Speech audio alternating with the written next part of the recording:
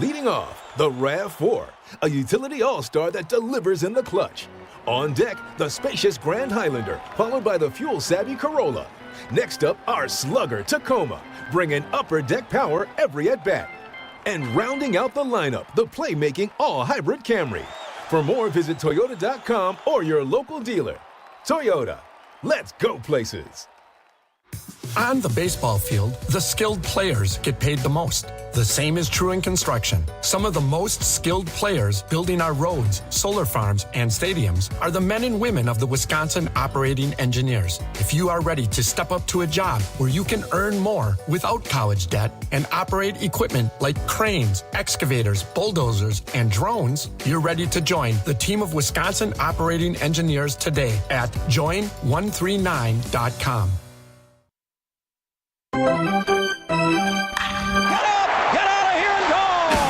Covering the Crew all season long on WTMJ, it's Brewers Extra Innings. Now live from the Annex Wealth Management Studios in downtown Milwaukee at the Avenue. Here is your host, Dominic Cotroneo. All right, the clacking you hear in the background is the first rewrite of the 2025 season. That stunk. That flat out stunk. Brewers fall 5-4 in the bottom of the ninth, a walk-off sacrifice fly from Lourdes Gurriel Jr.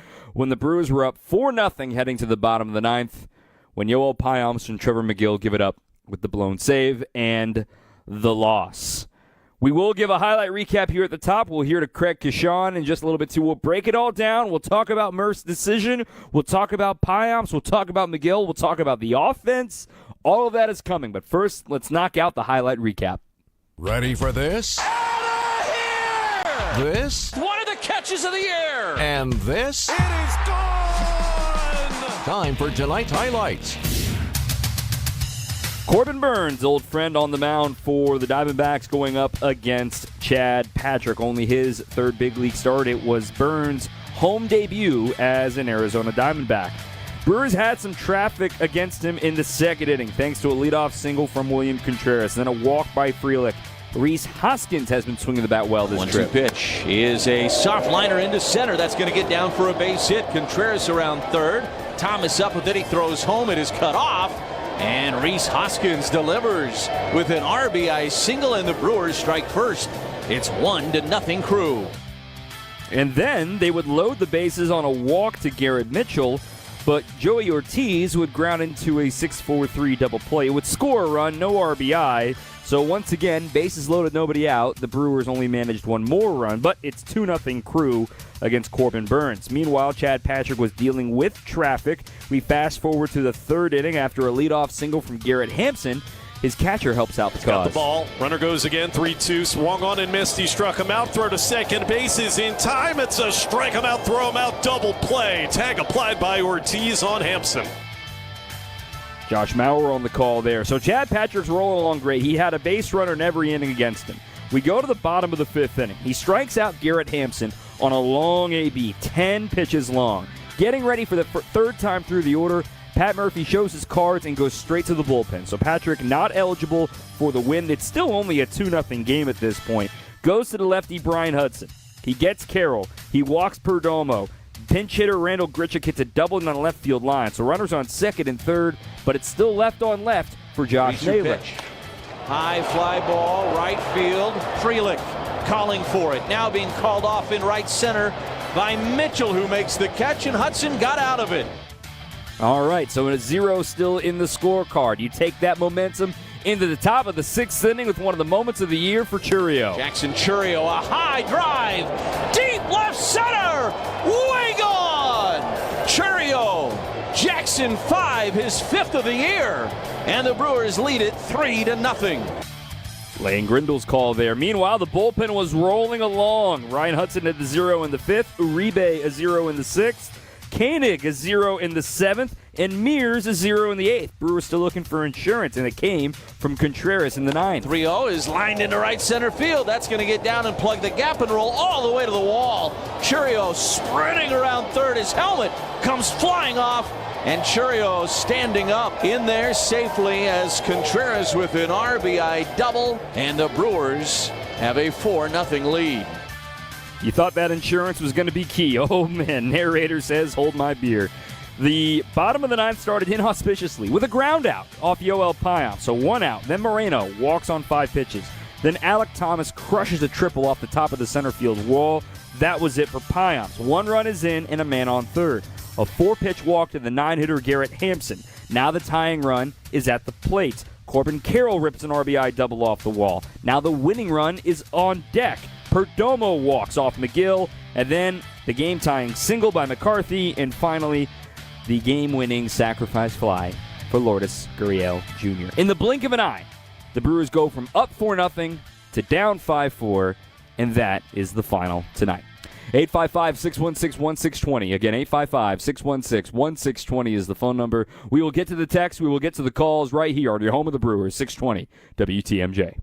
Coming up, more Brewers Extra Innings on WTMJ. April Brewers action rounds out with the matchup against the Tigers and Athletics. Catch the series opener April 14th as the first 10,000 fans get a Brewers t-shirt designed by Unfinished Legacy. Then get Brewers collectibles at back-to-back games against the Athletics. First up, Peanuts Night on April 18th, featuring a Franklin Bobble with special tickets. And don't miss a Brewers football jersey for the first 25,000 fans April 19th. Get set for an action-packed April at Brewers.com. You've probably been hearing a lot of buzz about tariffs. I haven't. Really? What's a tariff? It's a tax on imported goods. It makes these imported goods more expensive. Oh, that explains why I've never heard of tariffs. Why? Because 92.3% of the furniture at Penny Mustard is made in the USA. True. In fact, most of it is built by local craftsmen and women right here in the Midwest. And locally sourced furniture will never have a tariff on it. So when you invest in new furniture at Penny Mustard, you won't be paying extra taxes and shipping costs. Besides, tariffs or no tariffs, our American-made Penny Mustard strong furniture will last generations longer than IFE-made furniture shipped in from overseas. You get so much more for your money when you buy American. Tell me more about these tariffs. Can we talk about this later? I'm so tired of hearing about them. Oh, so I guess you can say that all this talk about tariffs is taxing. I see what you did there. PennyMustard.com. Penny Mustard Furnishing. Find it, buy it, ride it. Find it, buy it, ride it. Find a bike, buy a bike, ride a bike. Friday noon to 8, Saturday 10 to 8, and Sunday 11 to 5 at State Fair Park inside the Expo Center. Visit BikeExpoSale.com for details. Admission is free. Find it, buy it, ride it. Electric bikes, road bikes, cargo bikes, mountain bikes, kid bikes, hybrid bikes, all on display and ready to ride. This weekend during the Bike Expo sale. Visit BikeExpoSale.com for details. Admission is free. This is Brewers Extra Innings.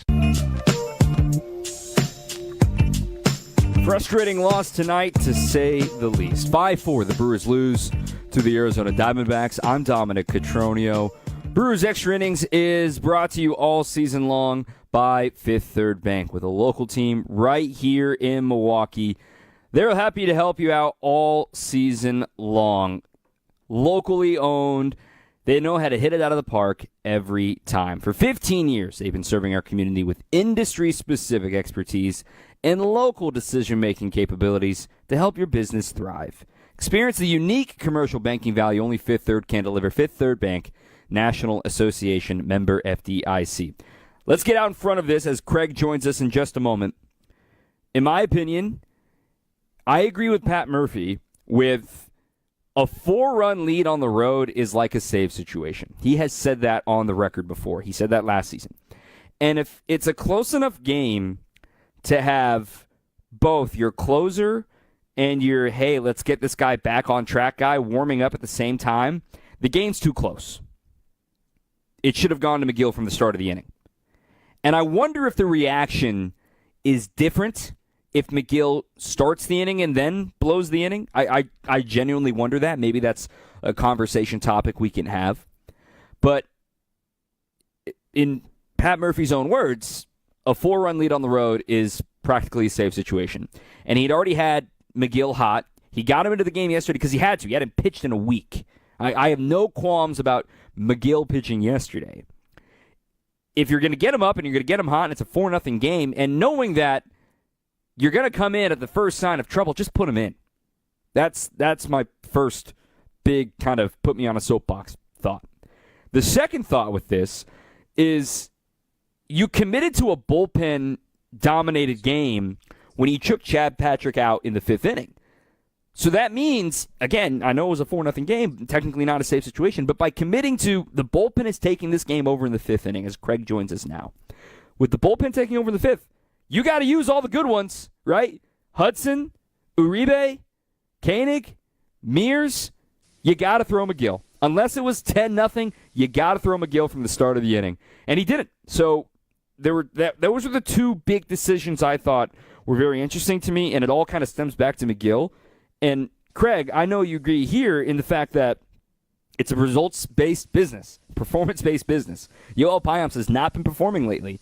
And a 4-0 lead, in a rally-centered team, the Diamondbacks, I know they have been shut out for 17 straight innings. You're either hot or you're due, and they were due, and now they're hot. So I struggle with the decision to go with Yoel Payamps there in the 9th inning, but I just think that even if McGill was the one who blew it, the Diamondbacks were due, and they got hot, and the guys didn't perform tonight. Yeah, I think, in a situation where it's a 4-run lead, and I'll be honest with you, Dom, until Pat Murphy kind of revealed his thoughts on what he thought was a true save situation when you're on the road, I honestly hadn't heard a manager say that before.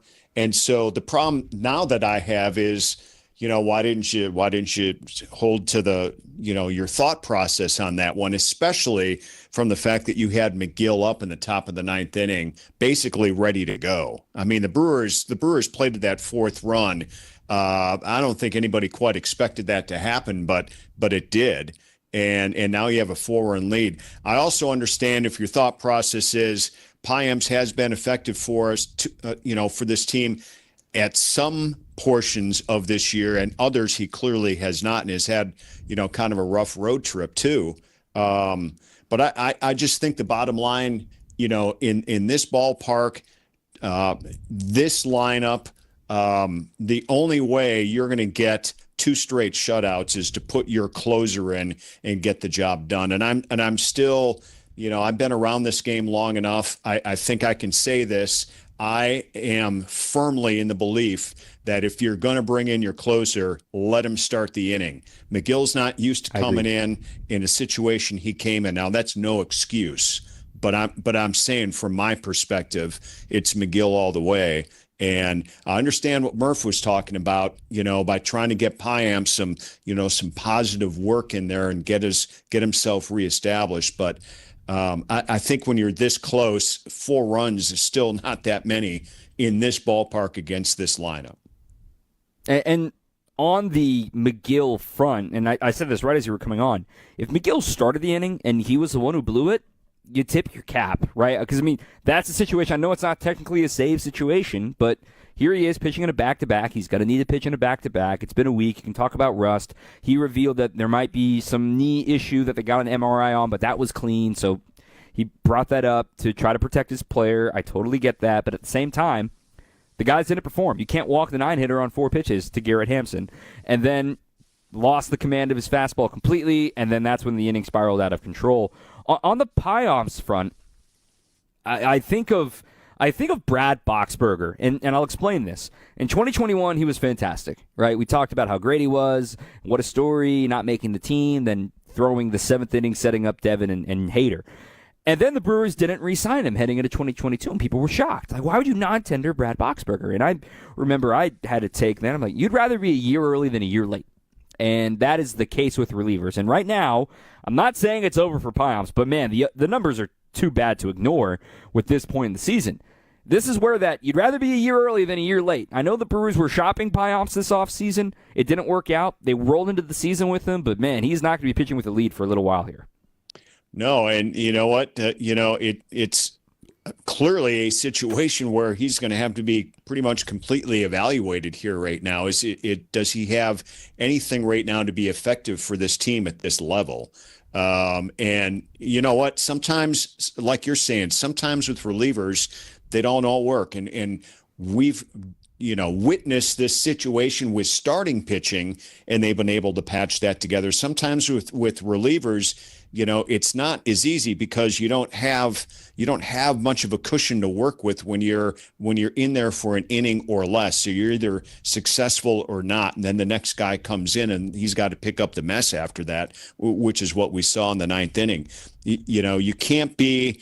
I think this still stems back to, as well as Chad Patrick pitched today, he still only made it until the fifth inning, but he didn't make it all the way through before he was pulled. And then that all of a sudden, you're going to use 6 pitchers in situations like that, probably more often than not. You have nobody going multiple innings today, so you have that working against you as well. I mean, to me, that was a key that is kind of flying under the radar right now. Yeah, nobody going multiple innings was key, but also the elephant in the room here that we got to talk about too, and we'll do that in the next segment, the offense. And I know you're facing Corbin Burns. That is totally seen on me.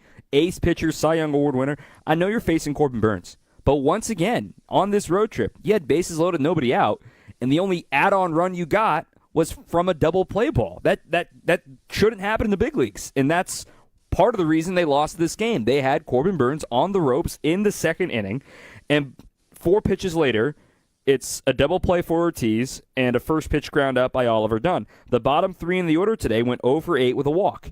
That's not a recipe for success, no matter who you're facing. I know it's Corbin Burns, and I know he's a tough pitcher, but that was a big moment that I thought, would have liked to get more, because then from there in, Corbin settled in until the home run from Churio, and even that was the only other blemish on the card today. We'll talk more offense in the next segment. We're up against the break. I also got a ton of texts I want to read here, too.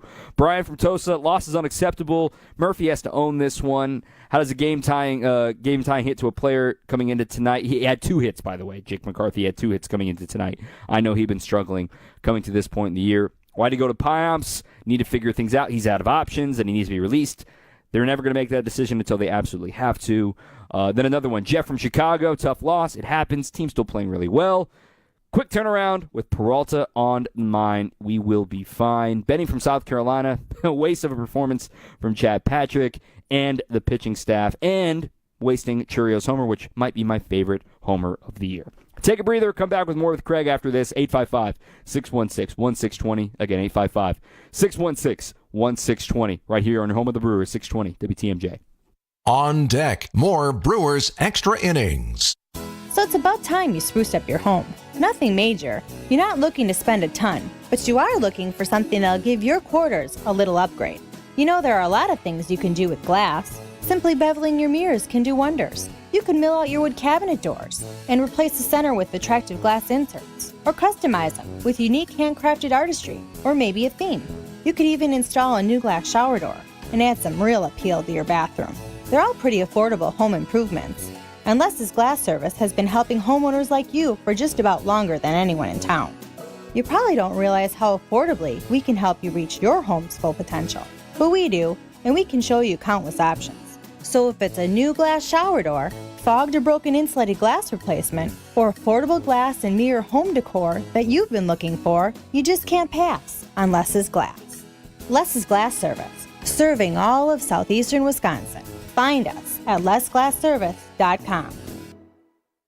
What would your community be like without UW-Madison? The UW is one of the country's leading hubs for supporting life-changing research. UW-Madison helps make a healthier Wisconsin, build strong businesses, and win the war for workforce talent, not just in Madison, but across our entire state. Visit uwalumni.com/UW5 to tell your legislators to support UW-Madison in the Wisconsin state budget. That's uwalumni.com/UW5. Paid for by the Wisconsin Alumni Association. I came in over 10 years ago and I couldn't breathe ever. And ever since then, now I can breathe. Breathe well with simple solutions. Brew City is ready to celebrate the draft's return to Wisconsin. Milwaukee Tailgate Week, presented by Potawatomi Sportsbook, April 24th through the 26th. It features a variety of gridiron activations for all ages, steeped in Milwaukee's iconic sports history, its attractions, brews, pubs, restaurants, and venues. The festivities culminate on Saturday, April 26th with Jordy Nelson's Milwaukee Tailgate with Inside the Huddle Live. Buy your tickets now for only $10 and learn more at visitmilwaukee.org/tailgate. Welcome back to Brewers Extra Innings.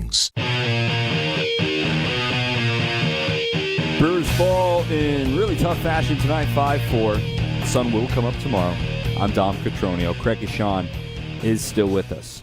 Let's get one little bit of positivity in here before I'm sure we sink back into the negativity here tonight. Jackson Chourio did it again. He's extended his hitting streak, career-long 14 games, a home run that still hasn't landed off Corbin Burns, 448 feet, 111 miles an hour off the bat. He's 21 years old. He leads the team in home runs. He leads the team in hitting. He is batting first or second every single day. This is not normal, and I refuse to act like this is normal. We were having a conversation earlier today, Craig, about guys that reach their potential as quickly as possible. And quite frankly, this is already Ryan Braun territory. It could be hyperbole. I don't think it is, because you were explaining it to me because I wasn't living in the state at the time. How quickly Ryan Braun reached that status, and Chourio is reaching that guy status right now. Yeah, and you think of all the stars that Ryan Braun played with as teammates that came through that era, namely Prince Fielder and him together kind of carrying this team offensively. But when Ryan Braun came up, I mean, look, life, 15 to 20 years ago on bringing prospects up has obviously changed in how they're treated and what they're expected and how they're paid. But when Ryan Braun came up, to me, I've been doing this for 25 years. He and Jackson Chourio are the two players that have made, to me, the greatest impact from basically their first professional plate appearance on in the majors and have the ability to carry their teams. Ryan did it, and Jackson Chourio's doing it now and going to do it for a long period of time. But the age thing in the experience on a professional level is off the charts for Jackson Chourio. I mean, they gave him the contract, the 8-year, $80 million contract, and he was 19, turns 20 in camp last year, plays all of last year at 20, just turned 21 in camp this year. We all know what he did a year ago, and he's picked up, from the second game on during this 4-game winning streak, doing all this stuff. But the experience that Ryan Braun had as growing up in this country and playing high school baseball at a high level, playing college baseball at a high level, playing in the minor leagues for the amount of time that he did before he was called up as well. So different, and the age gap is so different. I think Ryan was 23 or 24 when he made it to the bigs. So think about that. I mean, this is like Kareem Abdul-Jabbar having to go to college for 4 years, and then LeBron James and Kobe Bryant come along right out of high school and do what they did. So numbers are matched. Age certainly is not. Yeah, he was 23 when he made a big league debut, so Chourio still got a couple years to catch up to what the Great Eight did in his time here. That being said, the man needs some help. We talked about that tough second inning, and again, it's Corbin Burns. I want to make that very, very clear. And you're going to face Zach Gallen tomorrow. It doesn't get any easier tomorrow. This is the big leagues. It's hard for a reason. But at the same time, you look at it, man, it turned out sometimes in the big leagues when you're facing an ace, you only get one crack at him, and it turned out that was their only shot. It was the only time they had multiple base runners on all night long. And then to go have Turang have a single, but then he gets caught stealing in the third. 1-2-3 in the fourth, 1-2-3 in the fifth. Chourio's homer in the sixth, and then they couldn't solve Ryan Nelson until the ninth. So that was your chance. They missed it. What do you see right now from the offense, specifically from the bottom half of the order? Reese has woke up on this road trip, but that bottom third continues to be interchangeable.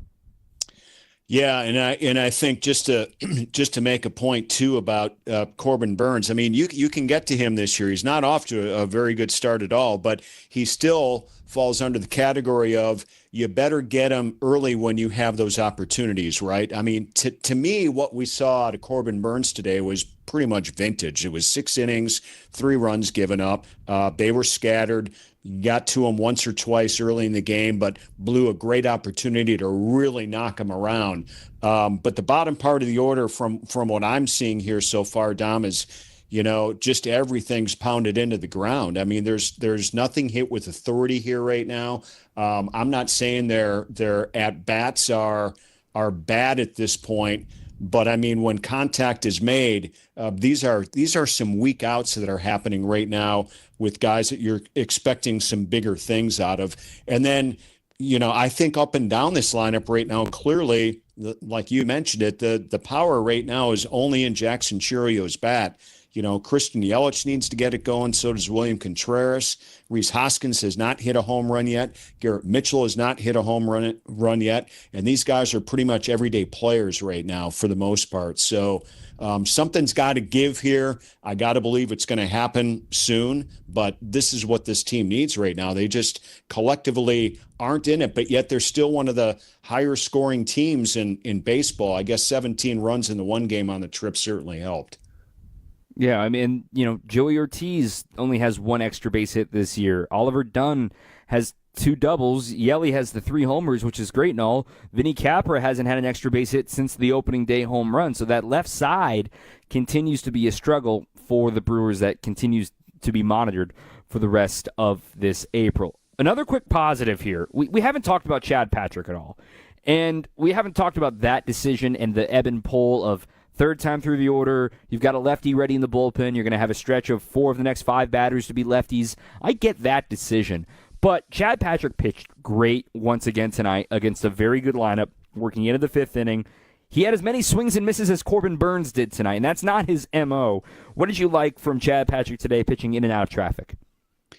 Well, his sinker was working very well when he needed the double play. I mean, he got a couple of double plays, and then he got the strike him out, throw him out in the 3rd inning as well.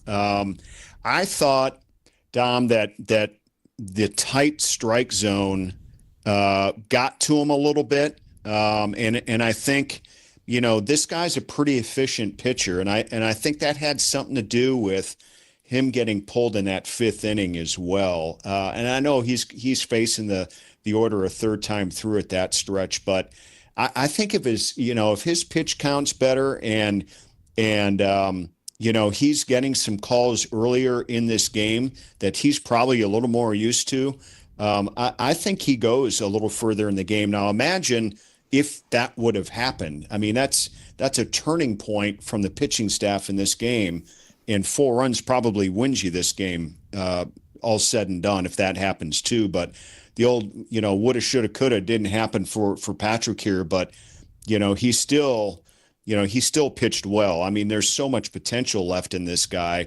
I think at his age and for what he's gone through and his distance in the minors and what he's accomplished in the Brewers organization here in the last year or so, he's going to get those opportunities, I think, before this season's up if he keeps going the way he is.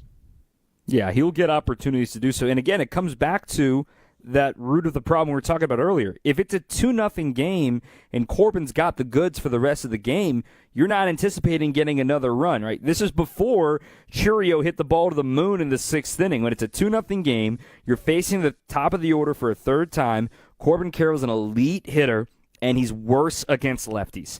The point of it is to win tonight, which goes back to my very first segment where it's like, okay, you made that decision to win tonight and go to your bullpen early in the 5th inning. That means all of your best have to pitch. And ultimately, Payamps pitched in the 9th when it should have gone straight to McGill. We've talked about that. We've unpacked that. I have no problem with the decision. You earn the right to keep pitching in the bigs. He had the chance to be a little bit more efficient. He still had 2 walks. There was traffic in every inning. He had a 10-pitch battle with Garrett Hampson that ended with a strikeout positively.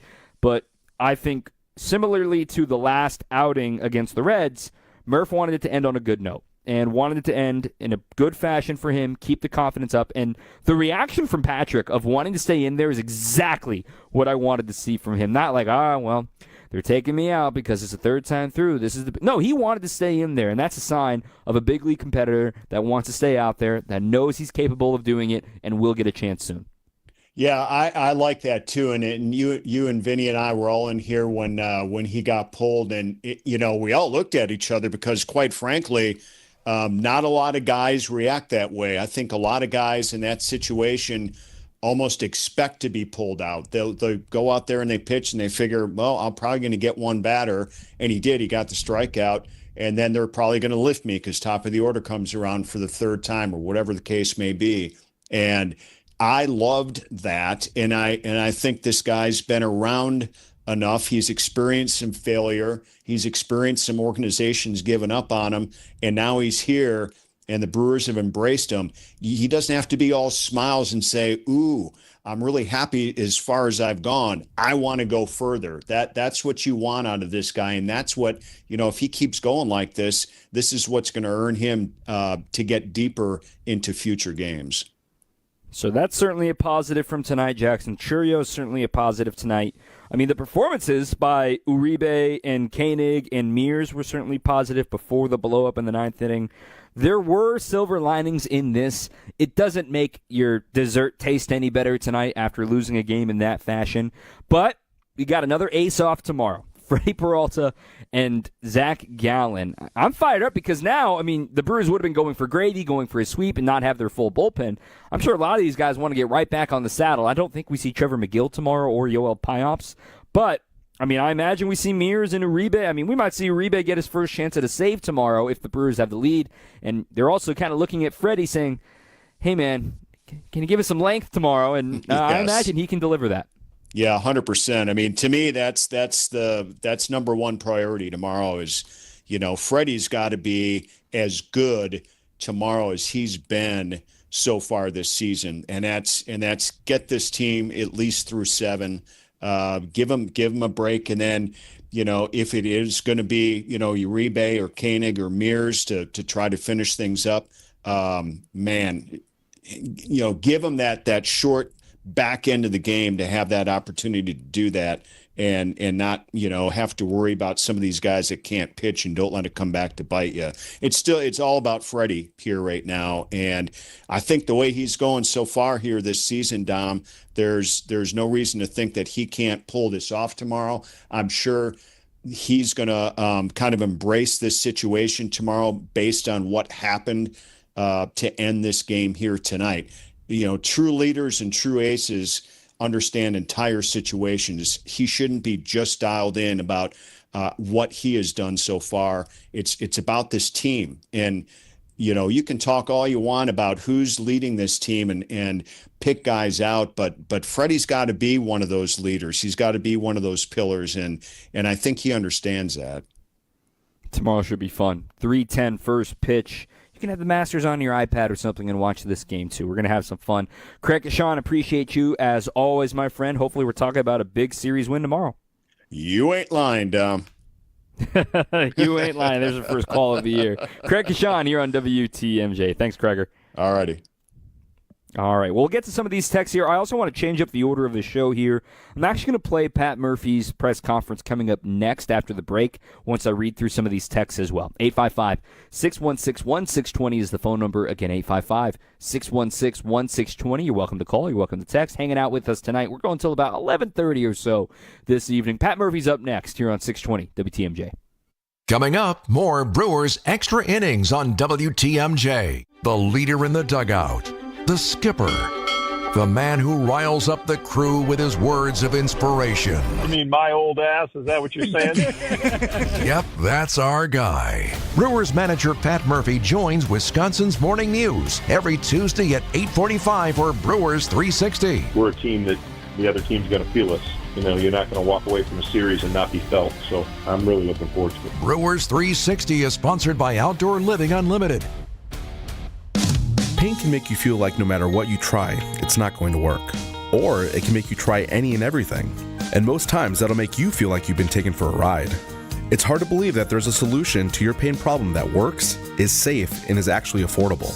But that's why most insurance plans pay for pain treatments from Rejuvenex, because they're FDA approved and they do work. Toradol and hyaluronic acid work together to substantially alleviate your pain. And we've seen patients experience pain relief for greater than 2 years after completing a series of treatments. Is it a one and done? No. But at as low as $65 per joint, it's an affordable alternative to surgery. And it's not an expensive cross your fingers and hope it works experiment. Especially for older pain sufferers, the pain treatment that Rejuvenex offers is worth trying, because the vast majority of patients who do live better lives in a lot less pain.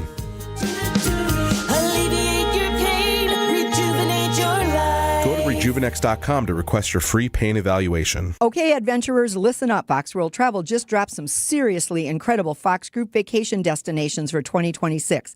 Set sail on a yacht through the Croatian coastline, join a thrilling African safari, or immerse yourself in the mecca of all flower shows in London. And for the first time, we're introducing a woman's-only tour, partnering with Insight Vacations, Globus, and African Travel. But these are just a few of the exclusive offerings. But don't wait. They're filling up fast. Call 866-GO-FOX-GO to reserve your spot today. St. Vincent de Paul Thrift Stores has been voted the Milwaukee Journal Sentinel's Best in Thrift. So to all who voted for us, thank you. And to those who haven't yet been here, there are so many items to explore. And at thrift store prices, you can find a really great deal. At the same time, you'll be helping us help others, sometimes folks right in your own neighborhood. St. Vincent de Paul Thrift Stores on Highway 100 in Layton and Greenfield, 23rd in Lincoln, and 76th and Bradley Road in Milwaukee. You're gonna love it, St. Vincent de Paul.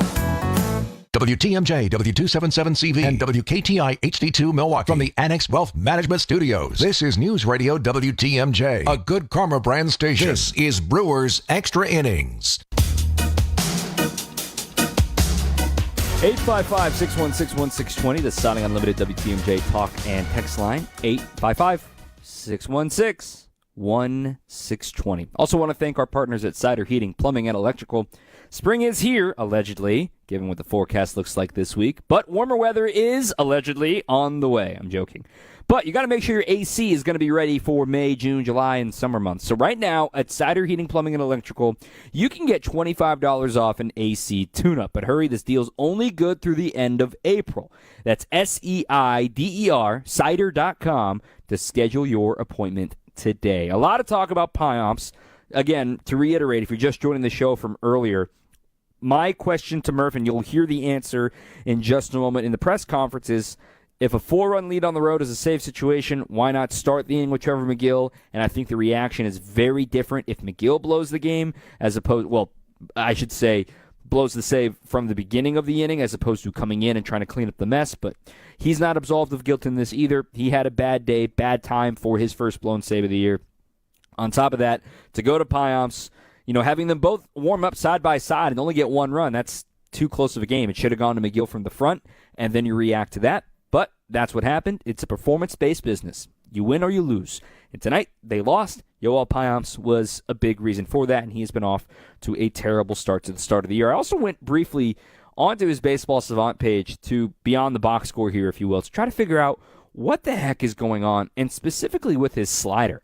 The movement of it has completely changed year over year. I mean, last season, it was one of his best pitches, and it's been his calling card in his career. A season ago, a 30% whiff rate on that, to go with a 34% whiff rate on the four-seamer. But this year, opponents are teeing off on it. 4 for 9 coming into tonight with it, with a homer and a double against it. The movement has gotten a lot wider all of a sudden as compared to last year. He's added 3-4 inches of movement on that pitch to the glove side while adding a little bit of drop, so it's getting a little loopier, getting a little easier potentially to see out of the hand, because we look at induced vertical break still for breaking balls too, because sometimes if you have too much induced vertical break on certain pitches, it can pop out of the hand, a little easier for the batter to identify.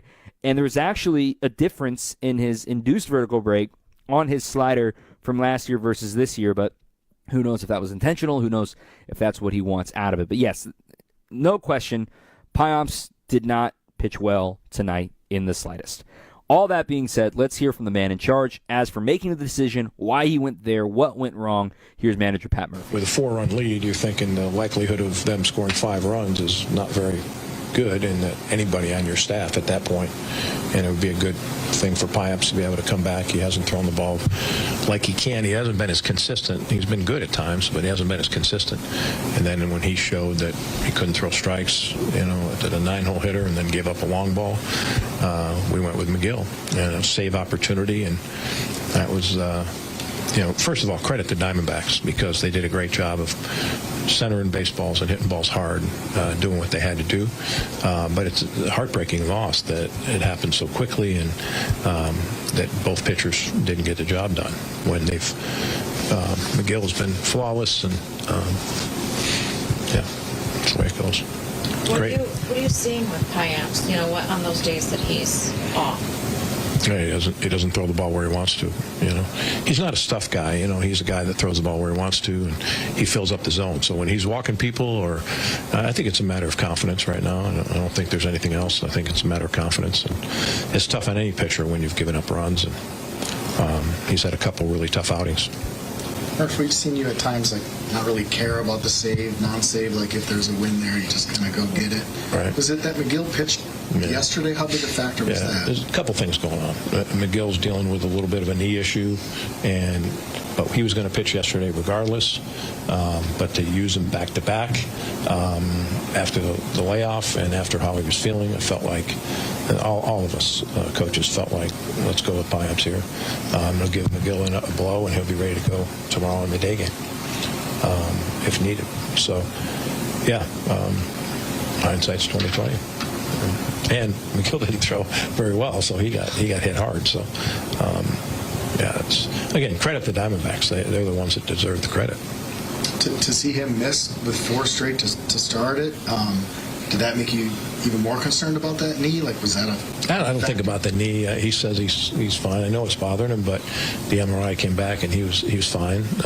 But it's a concern. Obviously, the kid doesn't feel 100%. But he was throwing the ball at the end. He was throwing the ball with his normal velocity. He just couldn't land his breaking ball for a strike and was off kilter a little bit there. I know it's a long season, but what does a loss like this do to a team that's trying to find itself at this point?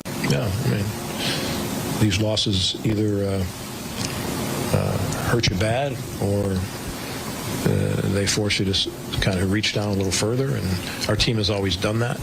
We've got a monstrous schedule in front of us with the type of pitching that we're going to face, and with our pitching injuries, it's a daunting task, but when you give one away, you're going to do that during the season. When you're going to give one away, it digs deep, it hurts. Mark, how crucial were the walks? You had mentioned one Hampson, but then one Payamps kid. That's 2 4-run game. You can't walk people like that. But we were pitching so well for 17 innings. Who comes to opposing teams' park and throws as good as we've thrown here with Chad Patrick and our relievers? It's been magnificent what they've done until right then. So. One bad inning that can spoil your game. It's tough to win a major league game.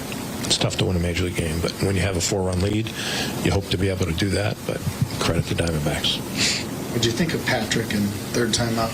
Yeah, he was good. He wasn't as sharp as he had been. Got a little tired there. It was again a unanimous choice to get him out of there at 80 pitches. But I thought he was admirable, and he's a great competitor, and I thought he did a nice job. We played good defense behind him, turned the double plays when we needed to, so that was good. For that earlier part of the game, too, your guys came through against Corbin in a couple of important... Yeah, Corbin was really good. He was really good. He's a really good pitcher. We scored some runs off him, but not... he kept us at bay. When you pitch 6 innings and you hold us like he did, he gave his team a chance. He did, and that's what Chad Patrick did for the Brewers. That's what the bullpen did until the 9th for the Brewers. It sucks that it didn't go their way. Hey, they weren't going to win every game the rest of the year. There was going to be some clunkers in there, and here's that first real, where felt like a game you should have won that you lose. But there are reasons they didn't win. Let's talk a little bit more about the roster. Let's go ahead and talk about that guy, Craig Yoho. Let's talk a little bit about the Nashville Sounds. They had a new addition today. We'll talk about that next on 620 WTMJ. On deck, more Brewers Extra Innings. It's party time at Cousins Subs. For a limited time only, Cousins is bringing back their famous 2-foot party subs. Whether it's for a big game, family gathering, or work celebration, Cousins 2-foot party sub is sure to be a crowd pleaser. Choose from the club, ham and provolone, Italian special, or turkey. Each party sub is just $39.99, feeds 5 to 8 people, and requires 24-hour notice to order. Order today through April 27th in store, online, or on their app. Cousins Subs. We believe in better. You only get one chance to make a first impression, and that goes double for your home listing, because that's how you're going to get the most value. By having a customized marketing plan specific to your property with professional photos, global marketing, and the built-in experience that Century 21 Benefit Realty has brought to the table since 2004. And being joined with Century 21 just makes all of the above stand out that much more. This is Angela Calais with Century 21 Benefit Realty. Benefit-realty.com, where you pay less for full service. Each office is independently owned and operated. So how is that possible? 1.9% real estate commission? There must be something you're not telling me. I hear that a lot. The truth is, everybody could do it, but they choose not to because folks keep paying more than they have to. I guess they just haven't heard yet that Century 21 Benefit Realty can make that 1.9% real estate commission promise on the sale of your home and stick to it. So I'd like to think that's going to make your decision easy. This is Angela Calais with Century 21 Benefit Realty. Benefit-realty.com, where you pay less for full service. Each office is independently owned and operated. Hey, John Mercure here for Azura Memory Care and Assisted Living. Their mission is to transform the culture of care, and they do it every day with compassion and with empathy. They've got locations throughout southeast Wisconsin. I've been to the locations. I love how they treat the people who live there. They specialize in caring for those with early to late-stage Alzheimer's or other related dementia symptoms. They offer early memory loss classes. Wisconsin-based and family-owned. Kindness at the core. It's Azura Living. Check them out at azuraliving.com. It's Azura. Welcome back to Brewers Extra Innings. Brewers fall today 5-4 in the bottom of the ninth. Rubber game tomorrow. First pitch at 3:10. We're on the air at 2 with Brewers warm-up. Yours truly. 2 o'clock till 2:35. Network takes over from there from 2:35 to 3:10. And then I'll be with you after the game as well for Brewers Extra Innings right here on WTMJ. Let's go down on the farm and go to AAA Nashville, where tonight Brandon Woodruff made his first official rehab start for the Nashville Sounds. And it went pretty well, if you have to ask me. Worked into the fourth inning, 3 2/3, 4 hits, 2 runs. They were both earned, 2 walks, 5 strikeouts, 66 pitches, 44 strikes. Dom, we don't care. What was the velo? Dom? He touched 95 on one of his last pitches of the night. Does that mean he's going to sit 95 when he shows up in the big leagues? No. He averaged 93 with the fastball tonight, which, quite frankly, continue good news. It's not falling. If it was falling, we'd be concerned. And in Brandon Woodruff's own words, we have played this audio a million times, said it during spring training too. He said it to my face, said it to the media, said it to all of us, saying, do not judge me by the first half. That is not the final product. Judge me in the second half. I know I'm going to get stronger. I know I'm going to get better. I know it's going to come back. And one of the things that he was concerned about, too, was his changeup and trying to get that pitch right. He threw 8 changeups today. 7 of the 8 changeups were strikes.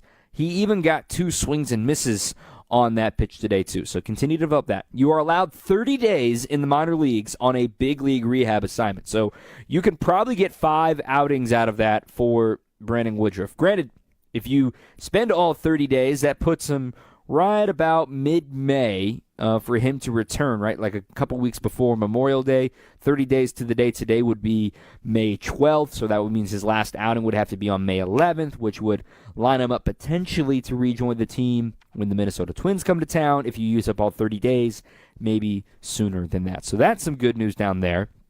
What about Yoho? When's Yoho going to pitch? That's a common refrain in the text line tonight. Let me also kind of peel back the curtain here. The service time stuff is a real thing. Every team does it. It's not just a Brewers thing. But that date has now passed. Friday was the day that if a team called up a player and that player spent the entire season on the big league roster, they would not accrue enough service time to earn a year of service time and thus creating another year of control. Whether or not the Brewers wanted to do that, as Craig Yoho intentionally say, like, oh, get another year out of him, that's not my place to judge. Obviously, it's what it looks like. Yoho's going to pitch in the big leagues this year.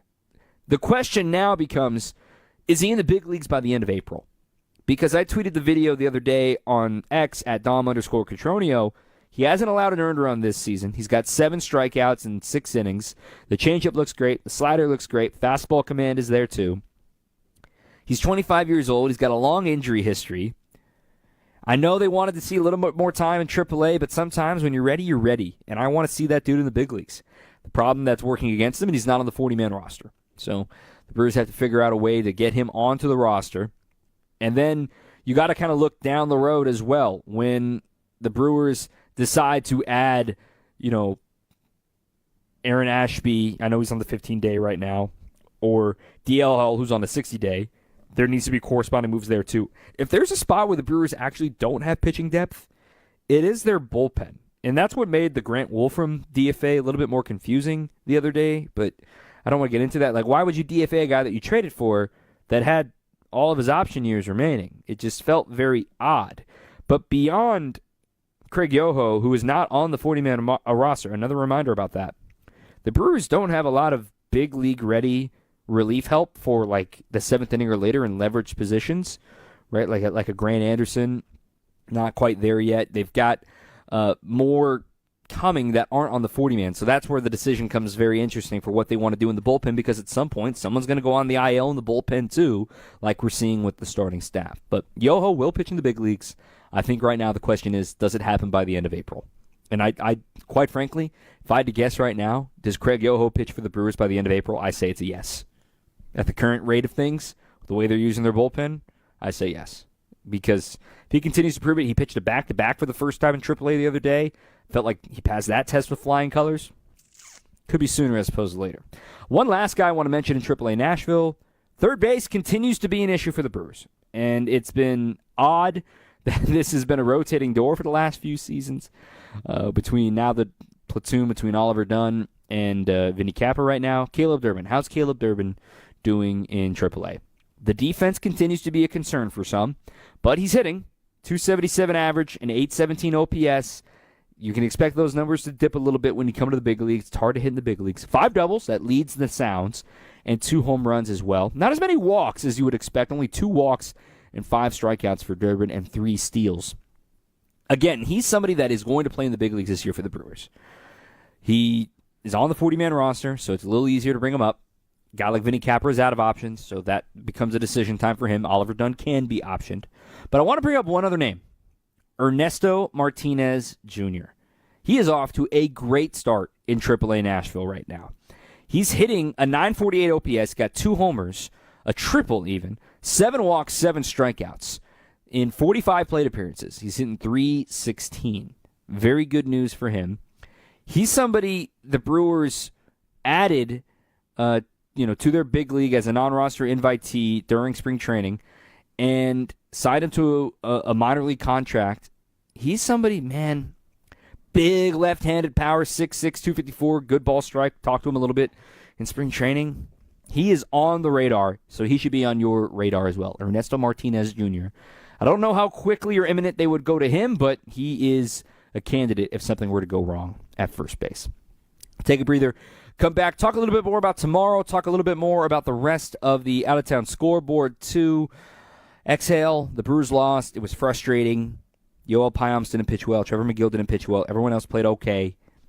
Go for the series win tomorrow, and all is forgiven, right? How quickly have we forgotten about the 0-4 start thanks to winning? Winning fixes everything. So go win tonight, win tomorrow with Freddie Peralta on the mound. We'll talk about that next on 620 WTMJ. Coming up, more Brewers Extra Innings on WTMJ. Pain, tingling, burning in your hand and wrist, wakes you up at night, makes life difficult. Working with your hands is nearly impossible. If that sounds like you may suffer with carpal tunnel syndrome. The problem is Medicare pays for the old open surgery done in a hospital or surgery center. And it's no walk in the park. Big incision, 6-week recovery. I mean, imagine your hands being bandaged up, unable to use it for 6 weeks. So if you want to, you can have that old open surgery the government says to get, or you have another option, an ultra minimally invasive procedure done in the office that can give you immediate relief in 15 minutes and you are back to your life in just 1 day. The Ovation Technique, only at Ovation Hand Institute. You've suffered long enough. You don't have to put the fix off anymore. Visit ovationhand.com and see the difference with your own eyes. ovationhand.com. He told us to load 4 yards into his 8-foot bed, but we knew that 3 full, honestly measured yards were going to fill his truck bed to the rim. After we proved that, he told us the other guys have been telling him he's been getting 4 yards in there for years. Honest measurements and honest folks who just want to do you right. So you come back. Erickson's Landscape Supply. High-quality mulch and stone for a whole lot less. Commercial or residential, visit ericksonslandscapesupply.com to see our entire selection. We did the math. When you buy bag mulch from the big guys, you pay $50 a yard. Why pay more for inferior mulch? When you buy from Erickson's, you'll get premium mulch for almost half the cost. And you'll see that even our economy mulch is better, for less than half the cost of bag mulch. And either choice is made with premium colorant that lasts longer. Erickson's Landscape Supply, high-quality mulch and stone for a whole lot less. Commercial or residential, visit ericksonslandscapesupply.com to see our entire selection. Is your business ready to take the next step? At Fifth Third Commercial Bank Wisconsin, our team of local experienced advisors is here to propel you forward. We understand your needs and offer in-depth expertise, cutting-edge technology, and tailored solutions to streamline your cash collections, automate payments, and safeguard your assets with top-notch fraud mitigation tools. Contact Fifth Third in downtown Milwaukee today. Let's eliminate the non-value add work so you can focus on what truly matters. Growing your business. Fifth Third Bank National Association. Custom solutions built around your goals. Member FDIC. This is Brewers Extra Innings. All right, well, that escalated quickly. Brewers fall 5-4. Back at it tomorrow. Let me get to some of these questions that were in the text line as well. If you're staying up late, 855-616-1620. If you want to get one in the buzzer here. This one is a comment from Benny in South Carolina. I wish the 3-batter minimum didn't exist. It just handicaps teams and forces them to give away games like this. No, I think the contrary, Benny. I think the 3-batter minimum is epic. I think it proves that you can't just hide behind a loogie, a lefty-only guy, that, here he is, that guy's going to face one hit. I love the 3-batter minimum because it makes managers manage again. In regards to, let's talk about the 5th inning, right? When you go to Brian Hudson there for Corbin Carroll, lefty, switch hitter, lefty is who we're due.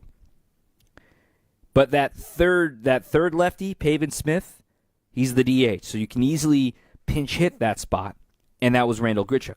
So in that case, it makes Brian Hudson focus on Perdomo, and it makes Perdomo's at-bat more important because Perdomo ends up drawing a 2-out walk. And if you don't walk him, you don't have to face Randall Grichuk. And then maybe, Hudson returns to the 6th inning, and then Randall Grichuk gets announced as the pinch hitter, and then you say, oh, nope, he's already faced 3 batters.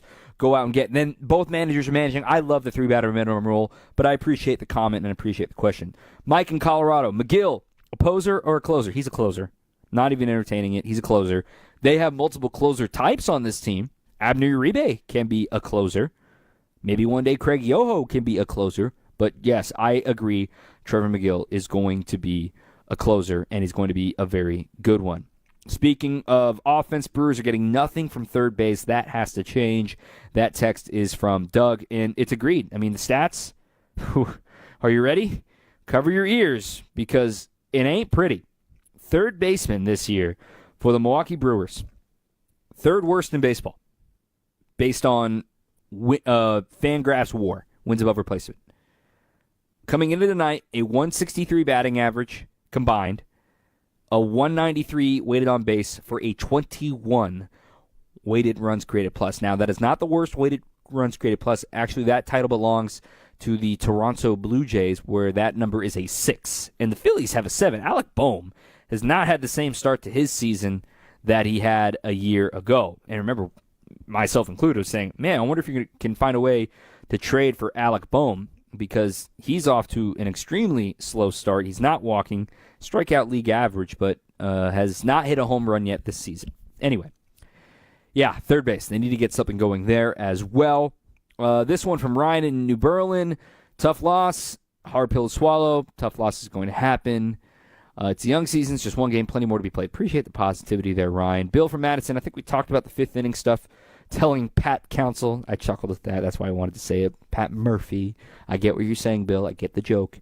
But I think we laid that out pretty well as far as third time through. Patrick had had a very stressful at-bat, trying to win tonight. It's still only a 2-0 game. Score more runs, and maybe he faces another batter.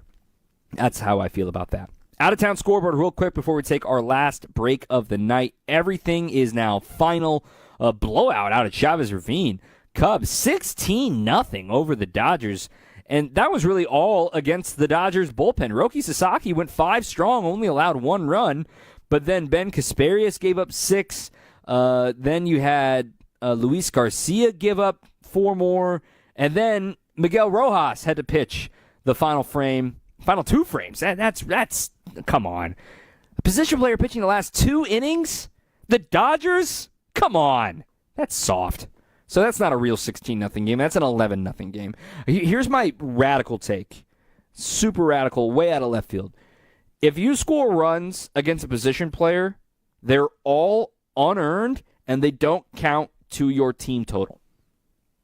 I know it's radical. That's why it'll never happen. They count on the back of the baseball card. I get that. Like, if you go from 9 homers to 10 homers, and that 10th homer came against a position player, nobody knows on the back of the baseball card. But I digress. Anyway, Cubs blow out the Dodgers today, 16-0. Padres, back-to-back shutouts over the Rockies. I don't think the Rockies are going to be very good, guys. It's 2-0, the final score there in San Diego. Angels in a weird situation with Mike Trout jumping into the crowd to get a foul ball in the stands, and it seems like everyone's fine, but Angels win 4-1 over the Astros. They're off to a cold start. Cleveland came back to beat Kansas City 6-3, the final of that game at Progressive Field. The game just ended in Seattle 9-2. The Mariners defeat the Rangers in that contest. Also in the Central Division, the Reds beat the Pirates 5-2 behind an Ellie De La Cruz grand slam, his 3rd home run of the season, and it was his bobblehead night. You know the rules. You got a home run. Got to hit a homer on your bobblehead night. Also in the division, the Phillies beat the Cardinals by a 4-1 final. That game was in the Lou, and it was very well played. Nick Castellanos was most of the offense today for the Phils. They are now 9-5 as the Cardinals fall to 6-8.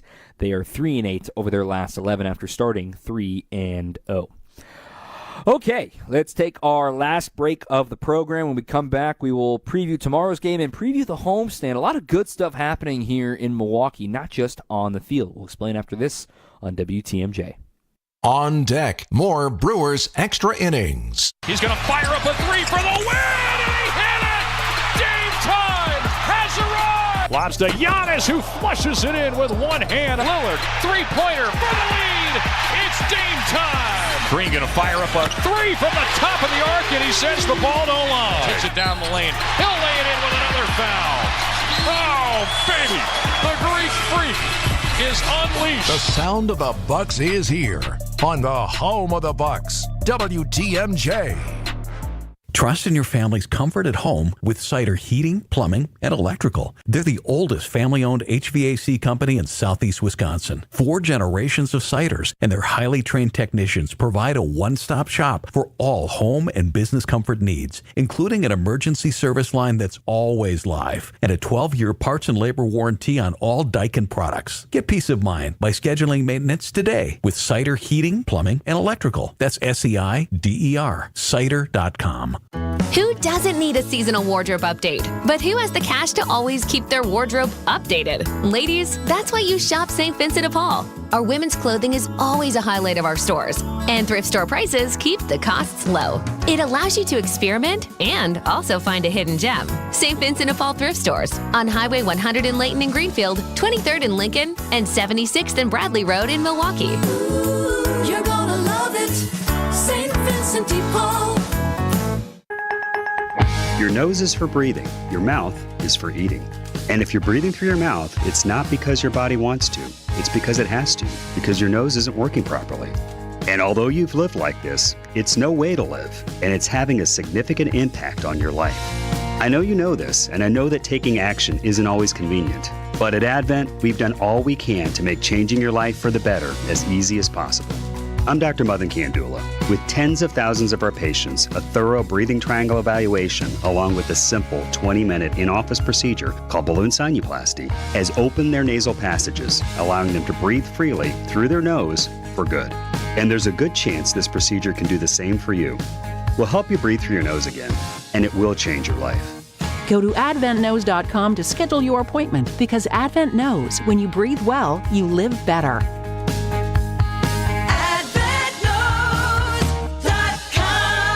Results may vary. Most insurance accepted. Welcome back to Brewers Extra Innings. All right, let's get ready to say goodnight.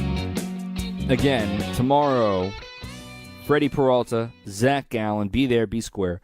We're actually going to originate tomorrow's game. I failed to mention this earlier, over on 94.5 ESPN Milwaukee, because the Bucks have their regular season finale right here on WTMJ tomorrow. And then when that's over, we will rejoin in progress here on WTMJ. But don't worry, we still have a post-game show here on WTMJ and reacting to it all. And what is a rubber match tomorrow, Zach Gallen and Freddie Peralta, a pair of stud righties getting to go at it. Then the Brewers come home, 3 against the Tigers. They've been playing really well right now. I believe the Brewers are going to get Tarek Skubal. I'm pulling up their rotation right now. I believe they would get him on Monday the way things line up right now. So you're going to get, Skubal, Flaherty, and former Brewer prospect Reese Olson potentially coming up this week. Also, Thursday, speaking of off-the-field stuff, tickets still available for Christian Yelich's home plate charity concert, and this is going to be a good one. Goo Goo Dolls out there, Nicotine Dolls out there. There's VIP experiences still available too. Also helping some great causes.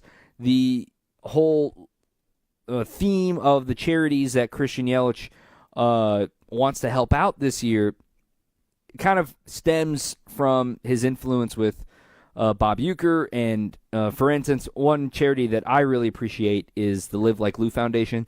It supports ALS research and for families dealing with ALS. Of course, also we recommend the ALS Association as a charity that was near and dear to Bob Uecker's heart. Of course, striking his family immediately. But again, you can go to visitmilwaukee.org to find out more about the home plate charity concert. We're really looking forward to maybe seeing you there. It's the 3rd annual charity concert. It's at the Pabst Theater downtown. Goo Goo Dolls will be there. Charlie Barons will also do a set as well. Should be a great time. Again, that'll be this Thursday night. You'll see plenty of ball players there, though, too. All the funds help the Brewers Community Foundation, Visit Milwaukee, and the Live Like Lou Foundation. They do great work with the Live Like Lou Foundation. So really think of them as ALS Day is approaching on the horizon. Then, after that off day on Thursday, the A's come to town. The ones that are from Oakland but actually play in Sacramento but are on their way to Las Vegas. Yeah, those A's. It's a little weird. Anyway, that's what this week looks like for the Brew Crew. All right, in about 34 minutes, it is midnight, and you're going to flush this game right there. So for 34 minutes, you can sit here and stew and be angry and be frustrated. That's fine. Tonight stunk. It's no fun to lose. And in the fashion, they did so as well. But as soon as that clock hits midnight, boom, Freddie Peralta Day, Ace Day, opening day guy, let's do it. Should be a great matchup. Zach Gallen's always a formidable foe. And two teams that are capable of making the playoffs this year, playing a meaningful game in April. This is going to feel, I'm not going to say it's a playoff game, but it's going to feel like an elevated game. It's going to be a very important game for both teams because in 3 months' time, when we're looking back and, I really wish you could have stolen that one, or it could be the difference of winning a series and losing a series. So tomorrow should be a great, great day at the ballpark. And it'll be a great, great day in Augusta, Georgia. And I will certainly have an iPad open watching that on a side screen. That will do it for myself tonight. My thanks to our producer, Evan Witz-Allison, and for you to listening, and for Craig Kishon for joining the program. Tomorrow, Brewers back at it. 3:10 is first pitch. I'll be with you after the game as well. Until next time, keep on swinging. Brewers baseball is here. Time to pick your Brewers games and get back to the ballpark for tailgate traditions and walk-off wins. Don't miss any of the big games or the superstars. And come back for the best giveaways. Where else would you want to be? Brewers tickets for the 2025 season are on sale now. That's every game, all summer long. Get on board for the show today. Grab your seats at brewers.com/ticket finder. No shortcuts, no compromises, just the job done right. At Exterior Pros, we don't just meet expectations.